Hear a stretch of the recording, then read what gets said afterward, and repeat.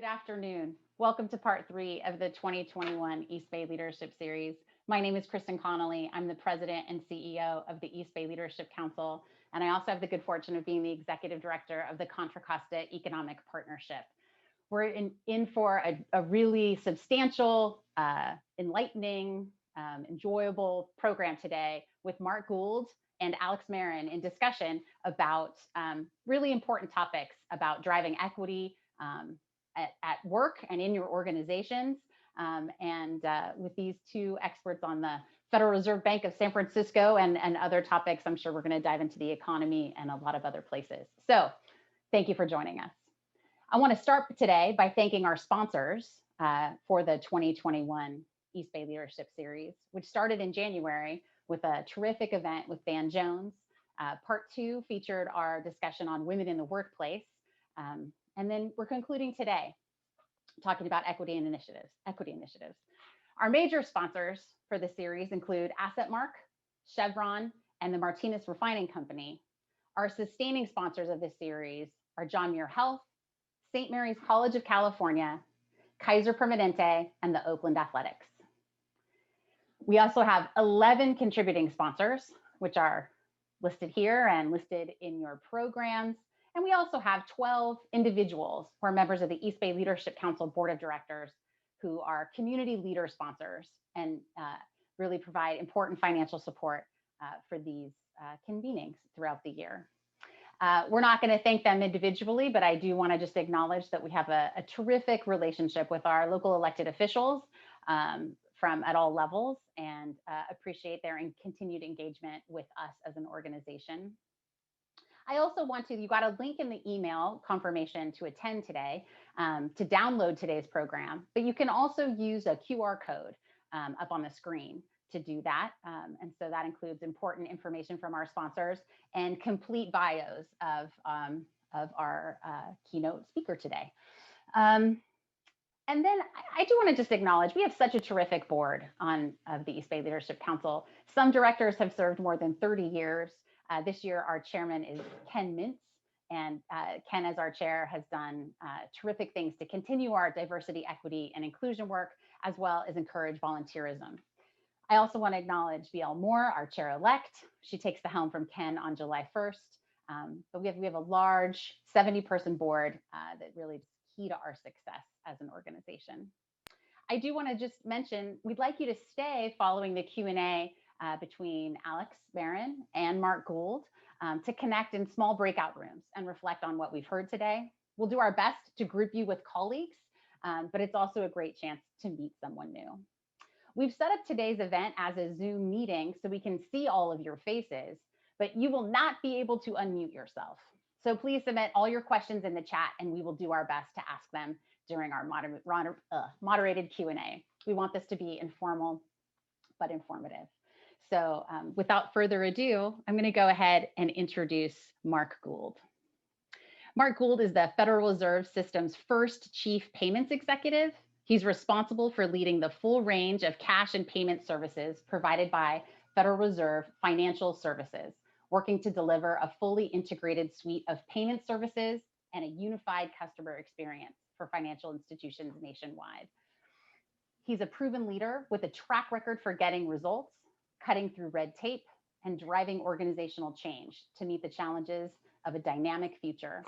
He's a fierce advocate for transparency, inclusion, and diversity, and mentorship in the workplace. Mark is a champion for building cohesive, contemporary, and collaborative culture across traditional organizational boundaries. He previously served as the Chief Operating Officer and first Vice President of the Federal Reserve Bank of San Francisco. From this position, he led the Federal Reserve System's Cash Product Office, which oversees the processing, quality, and distribution of U.S. currency domestically and internationally. Mark holds a bachelor's degree in economics from Pacific Lutheran University and a master's degree in applied economics from Seattle University. A Washington State native, Mr. Gould keeps his ties to the Northwest by serving as a vice chair on the Board of Regents of Pacific Lutheran University. But I have the good fortune of being his neighbor here in Lafayette, where he lives with his wife, Lisa. So without further ado, please welcome Mark Gould. Thanks, Kristen. Great to be here. So are you going to bring in Alex now for our conversation? Sure. I didn't know if you wanted to just say a few opening remarks, but I'll go ahead and just bring in Alex so you guys can dive right into it if that's Well, if that's sure. what you want to Why do. don't I just say a few things about? So I think probably a lot of people know a little bit about the Federal Reserve, but many don't know a great deal of detail about the Fed. So let me just start by offering a little bit of background. So the Fed was created in 1913, and it was at a time of significant turmoil in the financial system. There were several different runs on the financial system that caused elected leaders at the time to try to come up with some kind of central banking solution that would provide safety, soundness, and stability to the financial system and to the banking system at the time. And they took a few different tries at this, but eventually in 1913 came up with the Federal Reserve System. And it was signed into law by Woodrow Wilson, the Federal Reserve Act, and it created the system that we have today. And it's somewhat unique, particularly when you look at it through contemporary eyes. But let me just offer you a sense of what they had in mind when they created it and what it looks like today. So there was a strong desire to avoid having all power centralized in Washington, D.C., or perhaps in New York as an alternative. And so they created this network of regional Federal Reserve banks. There are 12 of them. And so out here in San Francisco, we are the 12th Federal Reserve Bank. And in 1913, you can kind of imagine that they drew these boundary lines based on how economic activity was happening at the time. Of course, it was heavily centered in the Northeast and in the Midwest. And so by virtue of what the economy looked like at that time, the 12th district is by far the largest of the 12. It's essentially everything west of the Rocky Mountains you can think of as the 12th Federal Reserve District. It winds up being about a third of the country and about a quarter of the economy. So the idea with this regional structure was, again, to bring diverse voices to the Federal Open Market Committee so that it wasn't just inside the Beltway conversation, it was taking into account what's happening in the economy all around the country. So talking about what's happening in agriculture, talking about what's happening in the resource industry, not just focused on what's happening, say, on Wall Street or in Washington, D.C. So the way that the system works today, the Federal Open Market Committee is comprised of the 12 Federal Reserve Bank presidents. And if all the positions are staffed, 7 Federal Reserve governors in Washington, D.C., and they meet to discuss interest rates periodically. I had the opportunity actually as acting president a couple of years ago to represent our district at 2 FOMC meetings. And, you always kind of think you're prepared for anything, but it's quite intimidating sitting at this big table with all of these really influential people, and then having the chair of the Federal Reserve, point at you, call your name, and it's your opportunity to provide commentary. But it was terrific, and it was a wonderful kind of bookend to a career that I started as an entry-level analyst, many years ago. Finding myself at the FOMC table where all of this was happening was a real highlight of my career. So that's a little bit about the Federal Reserve structure. I'm happy to talk more about it. Our bank, the San Francisco Bank, has 6 operating locations, branches in Seattle, Portland, Salt Lake, in Los Angeles, and then a currency processing facility in Phoenix as well. And to whatever extent you're interested in more detail, I'm happy to get into it. Well, that's great, Mark. What I'll do now is I'll briefly introduce Alex. I'll probably get in trouble with him if I go on too long about all the things that he does. He's very connected to this organization, the East Bay Leadership Council, because he was instrumental, along with Dean Lesher, in creating what became the organization that is known as the East Bay Leadership Council today. Alex is the chairman of the board of Sunset Development Company, a private diversified real estate organization that many of us know well. And he's been with Sunset since 1977. The developer of Bishop Ranch in San Ramon, and I could go on and on, but I will tell you that after the kind of shock our economy has gone through, the visionary leadership that Alex brings is just really so critical for our region. So I work with him closely as the founding chairman of the Contra Costa Economic Partnership, but Alex also serves as a trustee for the California Institute of Technology. He's a past trustee of more organizations than we have time to mention today, but I just really appreciate, as a past chairman of the San Francisco Federal Reserve Bank, I know that Alex is really poised to moderate this conversation and get the most out of our time today with Mark. So thank you so much, Alex, for being here. And I pass the baton to you. Thanks, Kristen. It's nice to see so many friends on the participant board here, friends and colleagues and friends from way in the past. I know Ken Mintz and Jim Wonderman, and I see Candace up there. Nice to see you all and be working with you. And Mark, thank you for taking time to share your thoughts with us. I'll just add a bit to what Mark said, that the Federal Reserve System is not a foregone conclusion. This is actually the third Federal Reserve Bank that has been established. The first, of course, was established by Alexander Hamilton in 1789 and with a 20-year charter. And then it was renewed. And then Andrew Jackson decided to not renew the charter because he thought there was too much power focused in Washington, D.C. And they wanted to disperse it, and then they did. And it created a kind of chaotic situation. We also were going through the Industrial Revolution, which made a central bank a real necessity for our country. But you have people wanting to go back. Now, if anybody wants to learn more about the Federal Reserve System, I always refer them to this book. It's called America's Bank by Roger Lowenstein. And it's a very good description of how the bank was formed initially and what goes on today. But so that enough background. Mark and I worked together closely when he was the first vice president of the Federal Reserve Bank of San Francisco. And he was a wonderful leader there. People always look to the president of the bank, but the person who runs the bank is the first vice president, and that was Mark. So Mark, why don't you tell us a little bit about your role then, and then we'll get to what's your current role, which is a brand new role. But what are the functions of a first vice president, and what do you get into?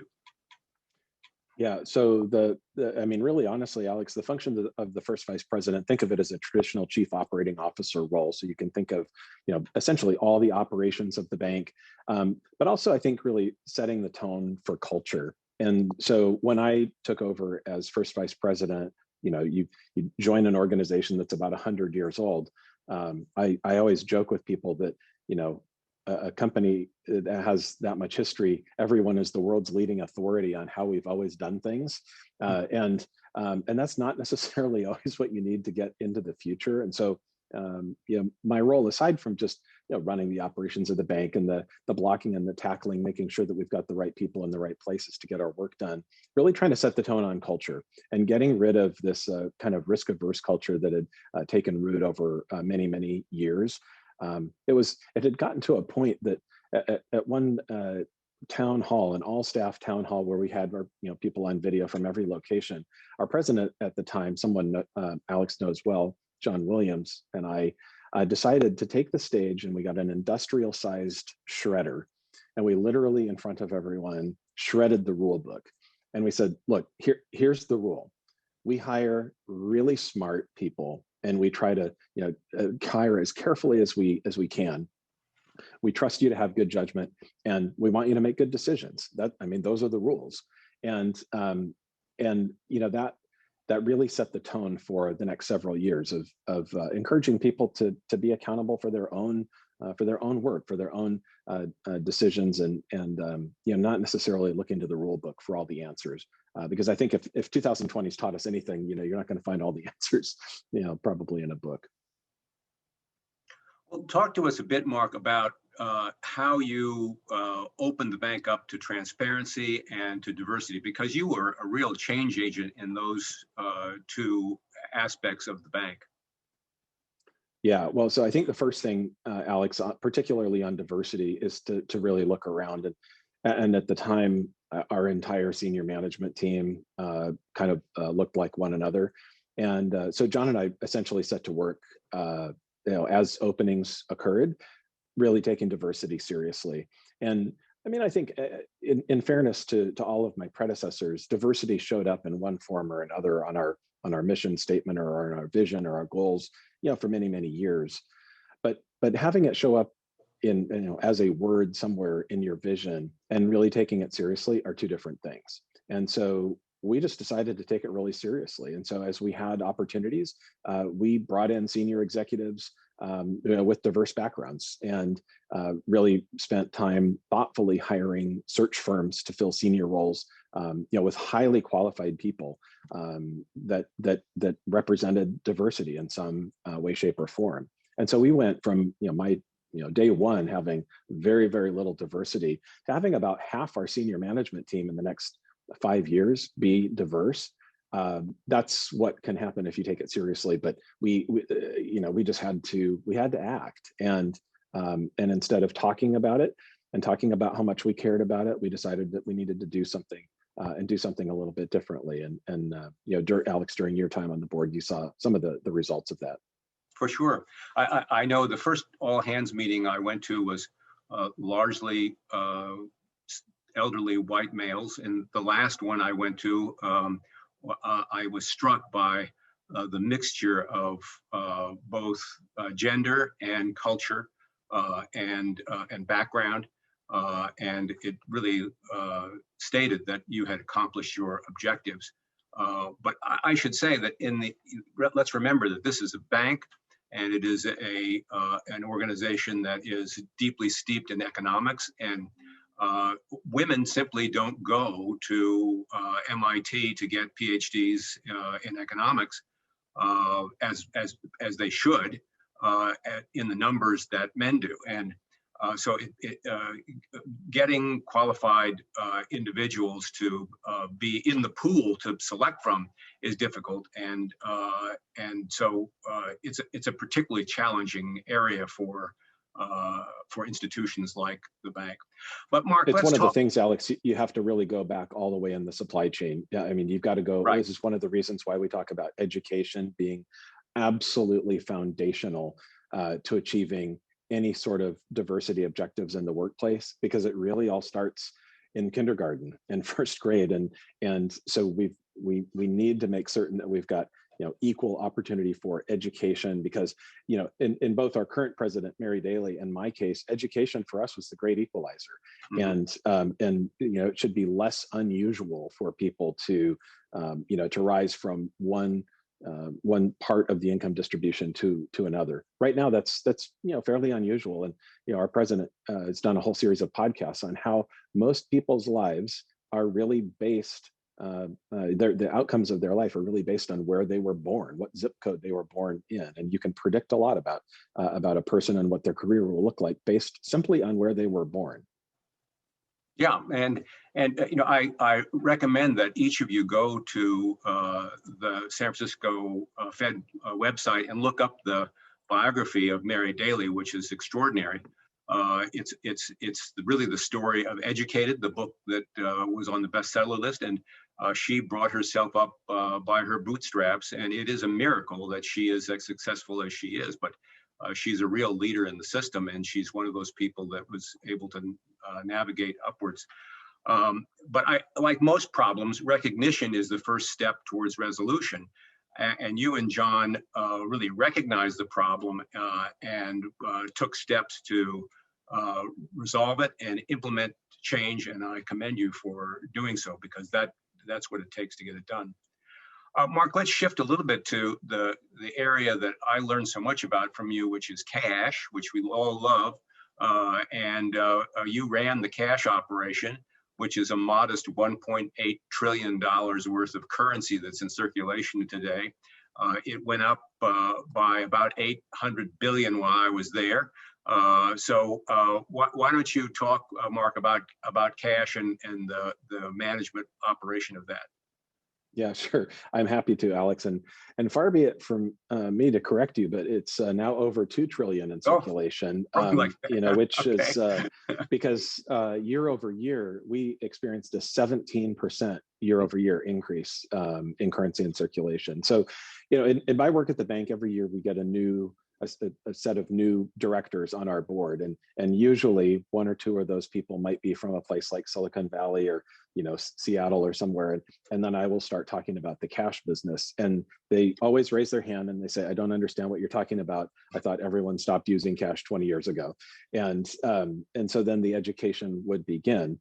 And in fact, people have not stopped using cash. There is more cash in circulation today, more US currency in circulation today than there ever has been. And in fact, I could show you a chart going back to the 1980s or before, and what you see is very steady increase over time in currency in circulation with episodic spikes. So the spike around Y2K, when everyone thought that the date change was going to cause their bank account balances to zero out, everyone panicked and withdrew a bunch of cash. You see spikes around natural disasters. You see spikes around geopolitical events, and you see spikes related to things like a global pandemic. And so we experienced a spike last year that, unlike any of these prior spikes that we have experienced. But before I get to that, let me just give you a couple of basics. So you might think, well, why is it that cash is increasing so much when I'm using it less and less? Well, there's two things that I would point to. One is that if I sit in my office on Market Street and look out the window and I form my opinion about everything in the world based on what I see, I'll be wrong about everything, because the world is not San Francisco and the world is not exactly what's happening on Market Street. The second thing is that cash is used for multiple things, not just transactions. So transactions, obviously, are something that we see day to day in a coffee shop or a restaurant. But cash also plays an important role as a store of value. People like to hold cash as a just-in-case savings fund, and that's true in the United States, and it's true around the world. And if you live in a place like Venezuela or Argentina or the Ukraine, you may actually want to hold your wealth, your family wealth, in dollars because the local currency may be more volatile. And so what we're seeing over the past 10 years or so is the use case for people wanting to hold cash just in case is rising. And even as the use case for day-to-day transactions is declining. Over the past 10 years or so, transactional use of cash has gone from about 40% of all retail transactions down to about a quarter. But still, a quarter of all retail transactions is quite a large number. So, like last year, we experienced, as I mentioned, a spike unlike anything we'd ever seen before, and it was unlike anything we'd ever seen before, really, for four reasons. One was the scale of the demand. Just everyone in the country suddenly panicked and wanted to hold more currency. The second was the duration. I mean, the pandemic, it's still going on. So it wasn't like a 1 day or a 1 week thing. It's been extended period of time. The third thing that made it different was it just happened everywhere simultaneously, everywhere in the country and everywhere in the world. And the fourth thing that made it unique was, with all businesses closed, normal circulation patterns for currency all ground to a halt. So 2020 was quite challenging. Because if you think about the cash business as essentially our logistics business, that's really what it is. We have large warehouses of currency in the form of very large vaults scattered across this country and a few places around the world. And we supply those vaults with not just new currency from the Bureau of Engraving and Printing, but also returns from circulation. And when those returns from circulation dry up, suddenly that our supply chain dried up. And many of you may have noticed that with coin, because the coin situation was very similar last year. So that's a little primer about what's happening in cash. And the follow-up question I almost always get is, so will that change? Is that going to change next year or the year after that?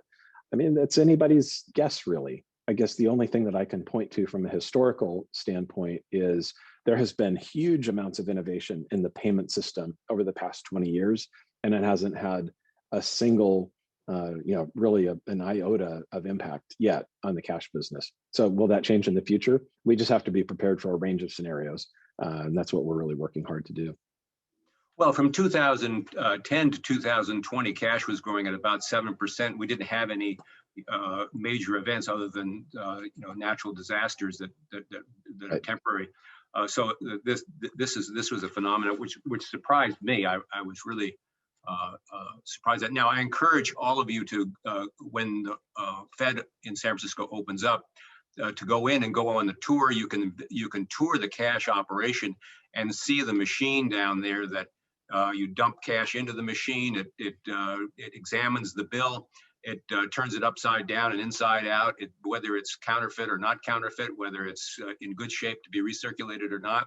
Then it bundles it up and stores it. And so they're quite remarkable machines that Mark oversaw the transition from one set of machines to another in our 28 cash offices around the country. And that wasn't an easy task.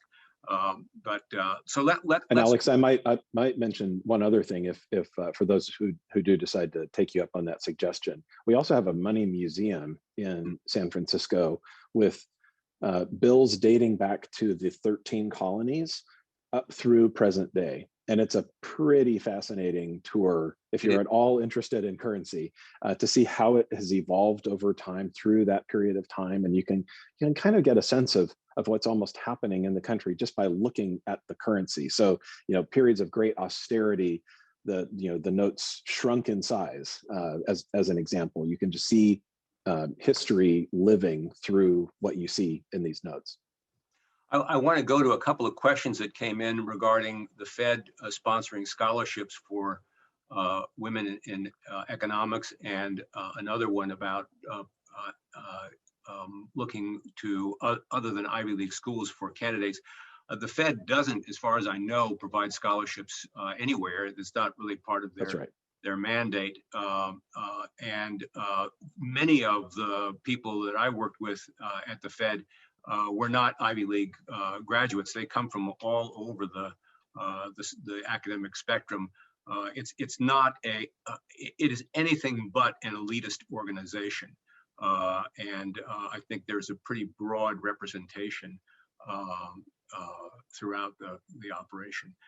Let's turn for a bit about digital currencies and Bitcoin and talk about that, Mark, because it's really a hot topic in the news. Why don't you distinguish Bitcoin from digital currencies and talk about what the Fed is going to be doing with respect to digital currency? Yeah, so I get a lot of questions about this as well. Anytime I talk about currency, then the follow-on is, well, what about digital currency? And I mean, certainly we see a lot of different digital currencies. They're hard to keep track of. I think there are easily over 1,000 private digital currencies out there right now. Well, Bitcoin is one, Ethereum, and there are many others. And I think if you think about the question of, well, will these displace cash? You have to think about what makes a central bank issued digital currency what makes it useful. One of the things that makes it particularly useful is it has a relatively stable value. So if you sign a lease with Alex at Bishop Ranch, and there's a certain dollar amount associated with that, that roughly what that's going to be, what your total obligation is going to be over the term of that lease. Well, if the underlying currency is very volatile, neither party is really going to have a good sense of what the total financial obligation of that lease would be. One of the stories I like to tell to illustrate this is that I think the first commercial transaction using Bitcoin was someone ordering a pizza, and I think that it cost 10,000 Bitcoin. And so if you kind of think about that and think, okay, well, they bought a pizza with 10,000 Bitcoin. That's one pretty expensive pizza in today's market. But it signals that some of these private digital currencies may not really be useful for transaction purposes. Perhaps they might be useful as an asset, for diversification or for other things like that. I think for a digital currency to really take root, it may be a central bank digital currency, a central bank issued digital currency, because that would potentially have the stability associated with a regular currency. And what you see all around the country, all around the world, are central banks experimenting with digital currencies. The most recent example was China issuing its own digital currency. We've seen that in the news. There are many, many other countries in various stages of experimentation, including ours. And so we have a couple of experiments running in the Federal Reserve System right now. One is nicknamed Project Hamilton, picking up on Alex's history lesson about the Federal Reserve. And the whole purpose of it is really just to understand what different models might look like, what different technologies might look like, what different models for a central bank issued digital currency could look like, so that if a decision is made at some point in the future, that decision could be made based on facts as opposed to speculation or assumptions or something like that. So, so the Fed is not anywhere, on the verge of issuing a digital currency, but we're spending a lot of time working to understand them. And I think one of the critical issues is, if you think about what motivated some of these digital currencies, the formation of these in the first place, it was really to disintermediate financial institutions or other entities, other regulation, to be able to make transactions. And obviously in the global financial system, those those regulations and compliance regimes are actually kind of important to make certain that large amounts of money aren't just changing hands freely and anonymously, potentially including criminal organizations or terrorist groups or other things like that. And so the role of regulation and supervision in this market, I think, is going to be really important going forward as well. One of the important things to remember about currency is that it really has two aspects. Number one is that it is a stable store of value, and number two, it is a medium of exchange. To date, the cryptocurrencies like Bitcoin are a medium of exchange, but they are not a stable store of value, which is a problem. Now, a digital currency can accomplish that, and I think that the Fed is involved in that pursuit.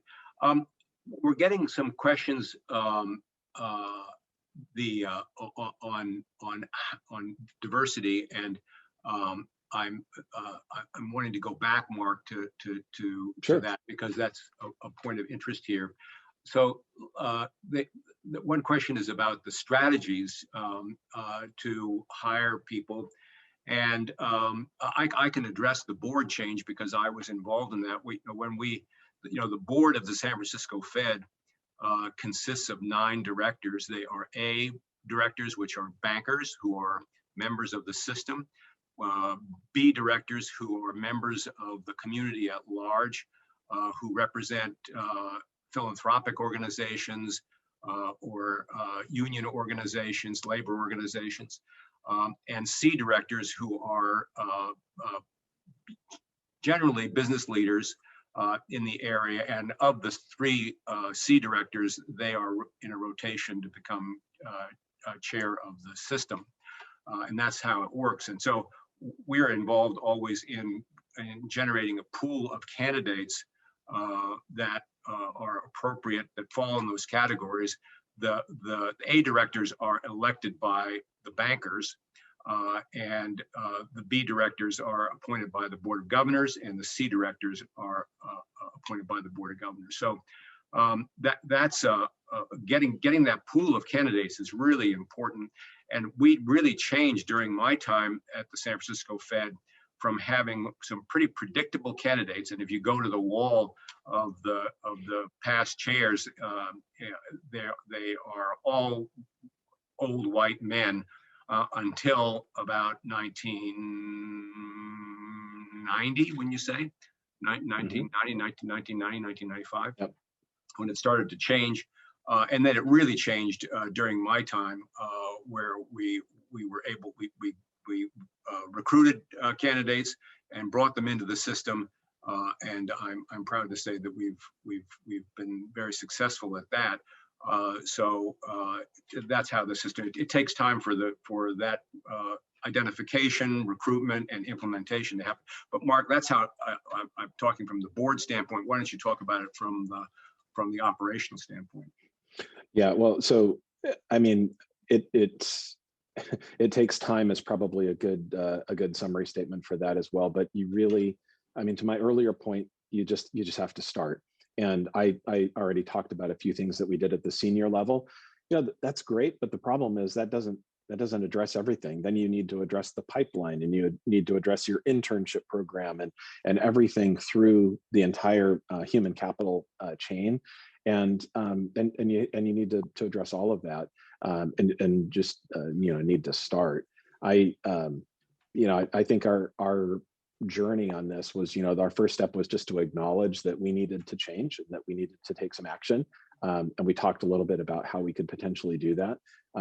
We also needed to take a stand, and around certain occasions, like last year. I mean, last year was a gut check moment, I think, for C-suites all around the world, all around the country. With the George Floyd, and then the subsequent demonstrations in various places around the country, and we saw more companies, more CEOs make statements about that than I can recall really from any prior incident, and our bank was no different. But it's also really nuanced because, our bank, along with all of the Federal Reserve banks, we actually also have our own police force.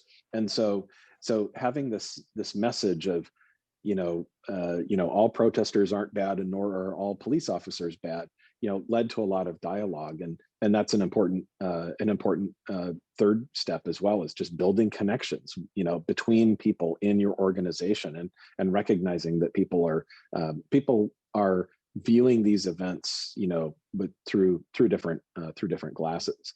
And then finally, just role modeling, the right behavior. I think that's something that each of us can do. It's something that our leadership team really tries to do, trying to be role models for transparency and unity, and trying to really promote inclusion. And you need to have a holistic sense of this, because you can't just simply focus on recruiting. Someone once said that diversity is being invited to the party. Inclusion is being asked to dance. And that's really true, I think, in the organization. If you spend all your effort, recruiting the most diverse workforce you can, if people don't feel included, if they don't feel a sense of belonging, they're just going to leave, and you're going to keep solving this recruiting problem all over again. So one mechanism that you might think about, if you don't already in your company, is we have these employee resource groups that are very popular, for all different types of employees. They're based some on racial lines, some are on interest lines, and it's a way for employees to come together and really feel a sense of belonging as a group, and to interact with the bank and think about how they can help the bank to achieve its objectives. Hey, Well, Alex, if I could Yeah, just sure. jump in to Sure. be that voice that is on off mute, just to go, Mark, just to push you to go a little bit deeper, because you referenced the murder of George Floyd, and it was as if you had done. I mean, there had been this shift since 2015 in terms of increasing your diversity. It certainly seems from the questions I'm seeing in the chat that it'd be great if you could just talk a little bit more specifically, like, did you change the schools you're recruiting to at all levels of hiring? Did you actually make sure, did you link managers' pay to increasing diversity? Like, did you actually, what are some specifics? I just am sensing a hunger from the audience about just go a little bit deeper, and just to like peel the onion back just a little bit, if you don't mind. So, Kristen, Yeah, sure. Mark, let me just jump in there, because there is I think, an important element here, which is respect. One of the things that I did when I was chair was meet with these affinity groups. Some of them are quite small, a handful of people. Some of them are larger. And the fact that the chair of the board would sit down and talk with them and asking questions, and you all know that I'm pretty good at asking questions, and wanting to know about what their experience was like, and how we could do better. And the fact that someone cared, A, to take the time, B, to make inquiries, I think made them feel more comfortable. And comfort is a really important element of inclusion. So Mark, why don't you take it from there? Yeah, sure. So I think, Kristen, I think my answer is really going to be all of the above. And I think, one thing I would just, offer as advice is, don't spend a lot of time in search of a silver bullet. There is not a single one thing that you will do that will solve all of these problems. And maybe I'll just, tell you a quick story from our experience last year. So Mary and I, our president and I, met with our African-American employee resource group. It's called Mosaic. We met with the leadership team, and it was really our opportunity to connect with them. And of course, it's all virtual. It was exactly like this. And we went around, and they shared some of their experiences, and we listened and asked questions. And we, as part of our regular employee survey work, we asked the leadership team anonymously how many of them would recommend the bank to a friend or family member as an employer. And the answer was less than 50%. It was, like 40%. And we were horrified. We thought, man, we're thinking, we're doing all the right stuff. It feels like what's different. So in conversation, we said, so let's talk about what are some of the things that you're thinking about, what's on your mind. One example, they said, you seem to put a lot of focus on supplier diversity, and we do. We have a person dedicated to supplier diversity, and our numbers have really gone up as a result. They said, why don't you have a person focused on diversity and recruiting? And we said, well, okay, that's a great question. I don't have a great answer for that. And they said, well, maybe you should try that. And so we said, you know what, we're going to do that. What other suggestions do you have? And they gave us 2 or 3 other suggestions. We said, okay, we're going to do it. We're going to do that one. We're going to do this one. And we're going to implement this. And let's see what happens. And then we'll circle back the next year and talk about what worked. Where did we make progress? Where did we not make as much progress as we thought? And engaging that group of people, that leadership team of diverse employees in the conversation. So it's not us trying to solve all these problems. We're really working with them to understand what the specific problems are that we're trying to solve. Like 6 or 8 months later, we did the same survey. That number went from below 50% to 90%. 90% of them would recommend the bank as a place that they would recommend to a friend, or a family member. Which I think, most employers are really interested in that net promoter score, because that's where you're going to drive recruitment results, you're going to drive retention results. And so I guess I'm reluctant to give you a list of do these 5 things, because I think the 5 things might be different in every organization. And I think it's really important to understand and to get into conversation with your diverse employees already, to understand what they're experiencing, and to get their ideas and to get their suggestions, and to talk openly then about what you're going to do, what works, what didn't work, and what you're going to try next. To many of the specific questions, yes, we're trying to be more blind to schools on resumes, particularly in certain aspects of our recruitment. Mm-hmm. And yes, we're trying to hold managers accountable for results. We have set specific objectives, even publicly, about our board of directors, that we want our board of directors to represent the communities that we serve. We want our staff to represent the communities that we serve. And so, setting out big, audacious goals like that, that over time we seek to achieve. I really believe that that's the right thing to do. And even if we fall short of maybe a big, audacious goal, we're still going to make more progress than we would have if we had set a small, incremental one.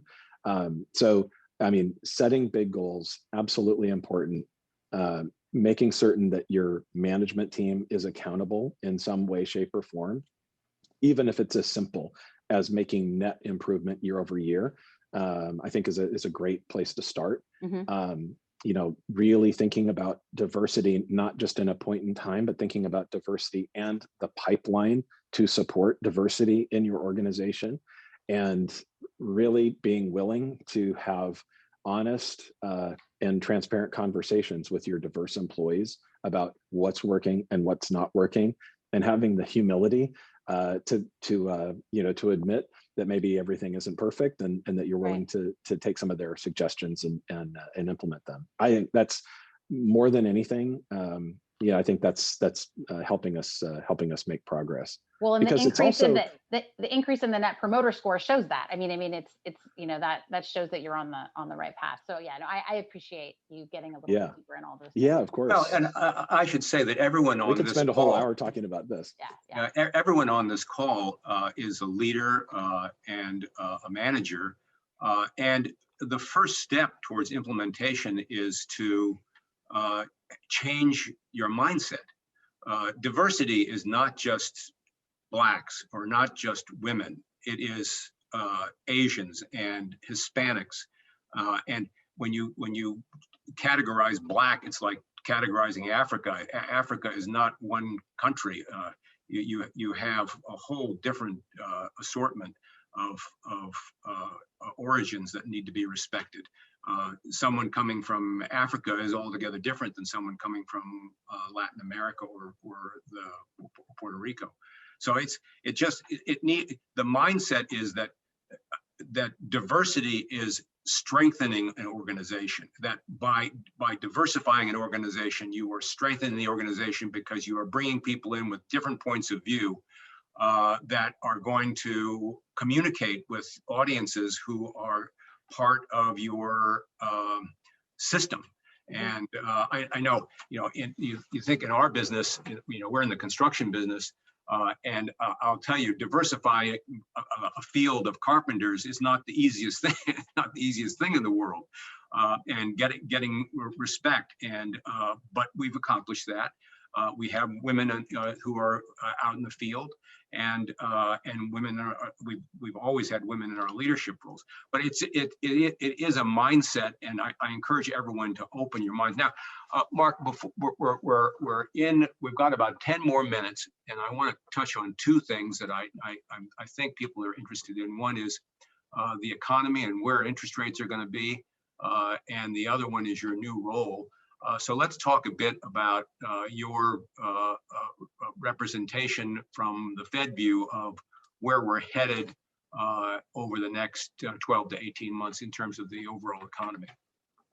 Yeah, well, so I'll caveat my answer, as every good Fed executive does, with these are my views and not in any way, shape, or form the official views of the Federal Reserve. I mean, I think just everything that we're seeing, we're heading into a period of robust economic growth with the growth of the vaccines, and we're seeing that show up in the numbers. If anybody at any time is ever interested, by the way, in what our bank is thinking about the economy, I encourage you to go to our website. If you go into the search bar and type Fed Views, every month we publish a public version of what we offer to our board of directors in our monthly meetings. And so I actually think it's a terrific resource. It's underutilized. So I encourage you to look at that. If you go there, what you'll see is that our year-on-year GDP growth estimate is going to be about 6.6% this year, which is a pretty big number, of course, reflecting the fact that 2020 was pretty tough.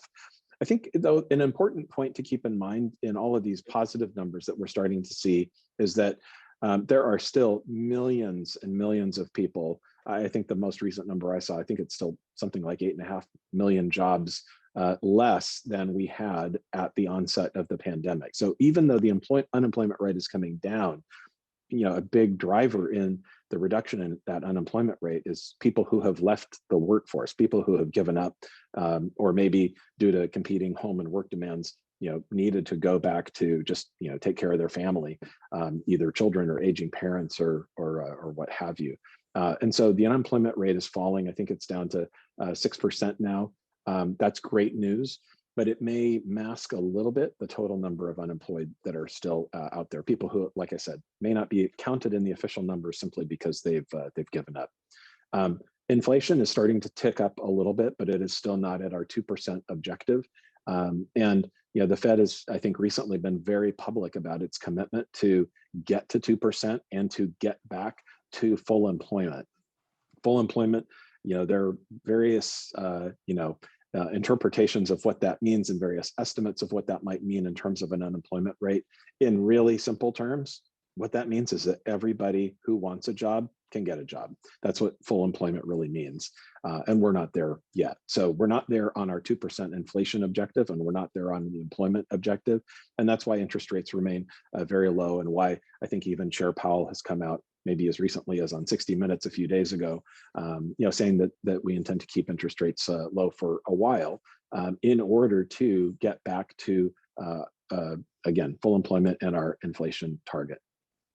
Well, we've gone 45 minutes and not mentioned the Fed's dual mandate, which is mandated by Congress, which is a stable monetary source and full employment. And that's what the Fed is all about. And they pull all their mechanisms in order to accomplish that dual mandate. I want to add to what Mark said is that I don't think that we at the Fed have been as good as we should be in explaining why we are continuing to, the Fed is continuing to buy $120 billion of securities every month in order to keep interest rates down. And use its interest rate policy to encourage the economy to grow. there are forces, global forces that are impacting our economy, which are our low productivity, our demographics, which we are not growing at the pace that we need to grow at, and the high savings rate. Those three things are global factors that are impacting interest rates and will continue to do so. We're not going to get productivity up until we begin investing in infrastructure and in education. That's going to take decades in order to accomplish. We're not going to get our population up unless we change our immigration policy. And the savings rate is going to continue to rise so long as the current situation is the way that it is. So those factors are pushing interest rates down. So what the Fed is doing is encouraging monetary activity to be able to overcome that.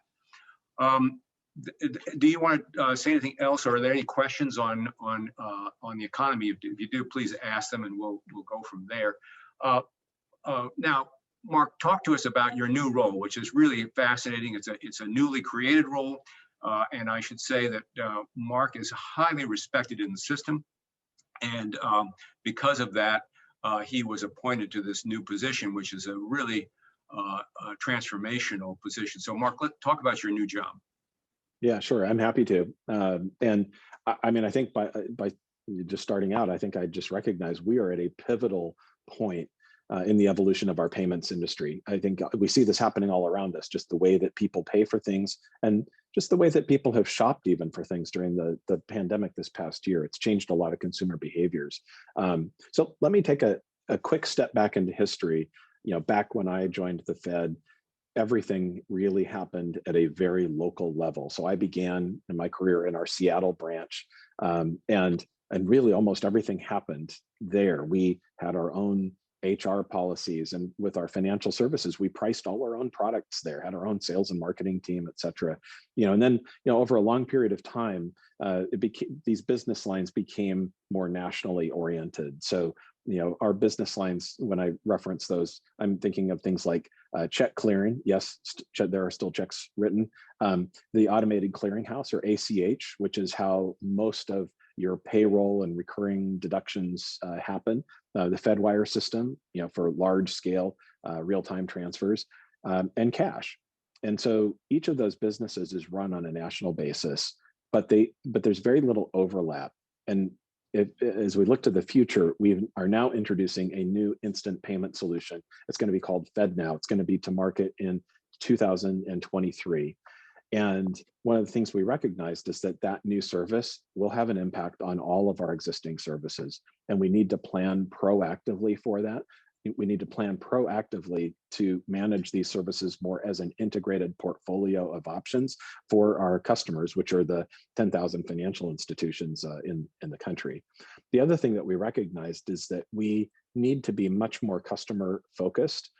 So today, you know, when you join the Federal Reserve as a customer, we'll give you a long list of 800 numbers to call, you know, for customer support. You know, that's not how any business does business these days. We need to provide much more of an integrated customer front end. And then, you know, you think further into the future and we think about digital currencies. How do those start to potentially feather into this portfolio? And what does the automation back end of all of this look like, and how integrated is it? It became obvious to us that we needed a single person sitting on top of all of these decisions so that we had good integrated decision making happening across this portfolio of financial services on a day-to-day basis. You know, across these services, we're clearing, you know, between $5 and $7 trillion every single business day. So these are highly important, systemically important financial systems, and really managing them as an integrated entity made sense to us. So we're just starting on this journey. I began on my job, you know, 6 weeks ago now. And the people that run these businesses are all across the country, of about, you know, 1,500 people in all 12 districts, working really hard every day to make these systems happen, and to make sure that our payment systems are working for each one of you. How are you staffing it, Mark? Well, we have existing staff already, and we're going to be augmenting that, obviously, on top of that. But our staffing is largely centered in a few locations around the country. New York, where we run the FedWire system, the Atlanta Reserve Bank, where we run our retail systems, the Chicago Bank, where we run the online channel that we use to communicate with financial institutions, and then here in San Francisco, where we run our cash business. So you'll be calling upon all the different banks to have participants. Yes, yeah, it's That's a challenge. I'm tempted to say it's going to be like herding cats or squirrels, but I don't want to sound negative about it. It's really going to be a challenge, but I think there's really strong support all the way up to Chair Powell for us to do this. And so doing something that's difficult becomes easier when everyone involved is motivated to make it successful. And I think that's what we have right now in the Federal Reserve. But one of the things that people don't recognize about the Fed is the plumbing, what I call the plumbing of the system.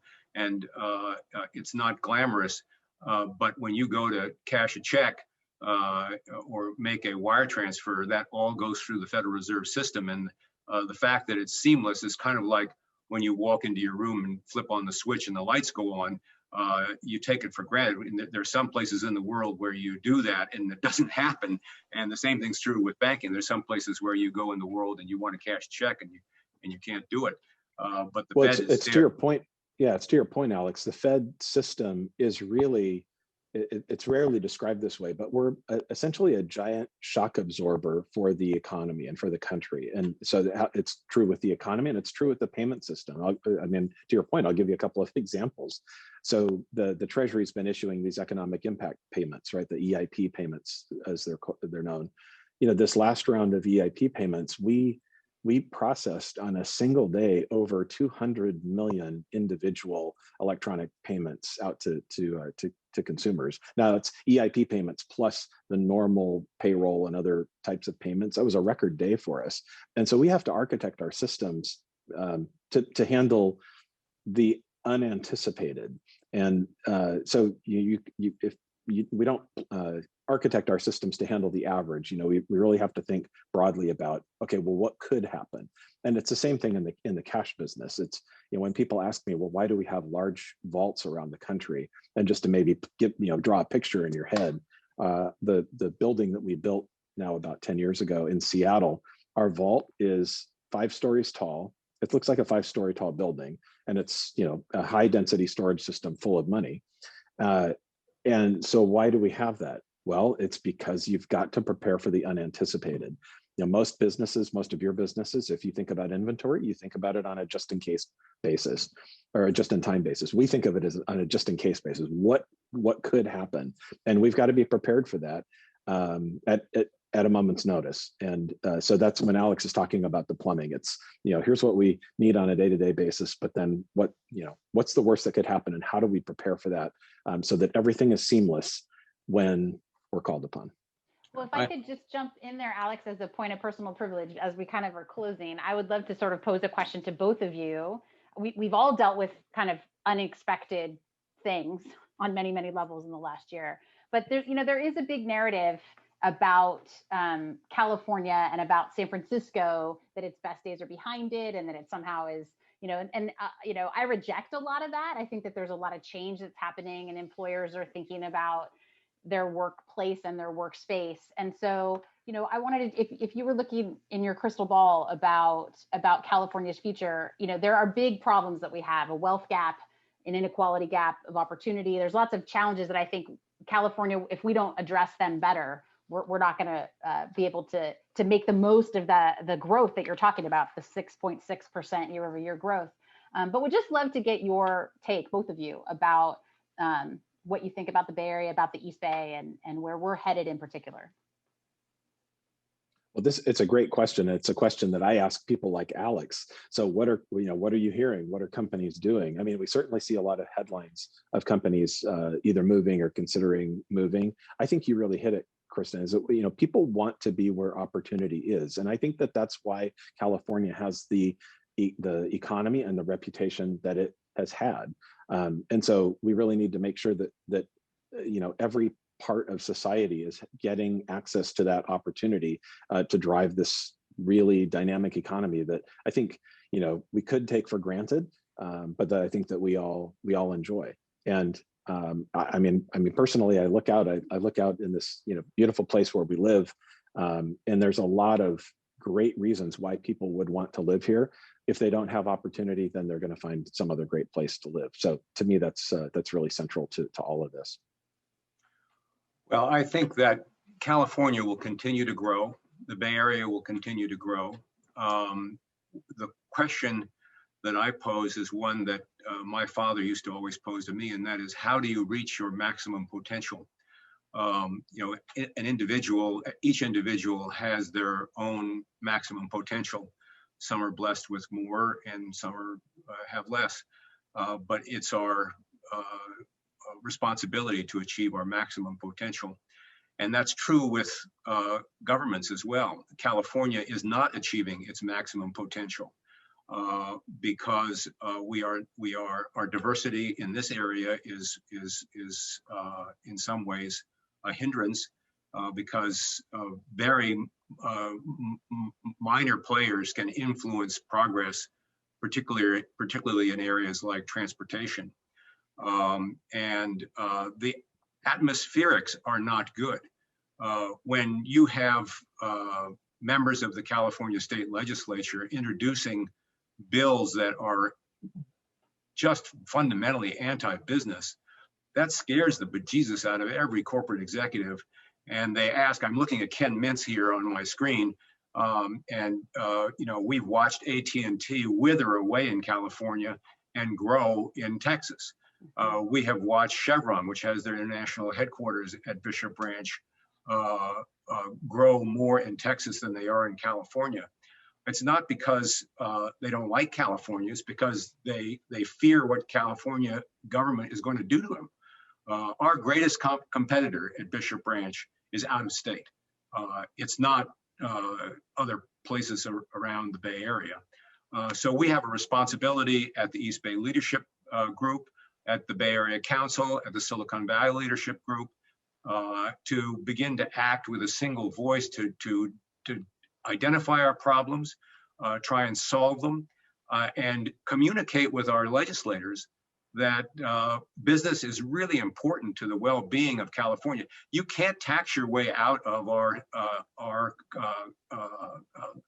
situation, whether it's regard to homelessness or housing, or transportation. We have to have broad-based solutions. Prop 13 is a huge problem for Californians, and we need to do something to resolve it.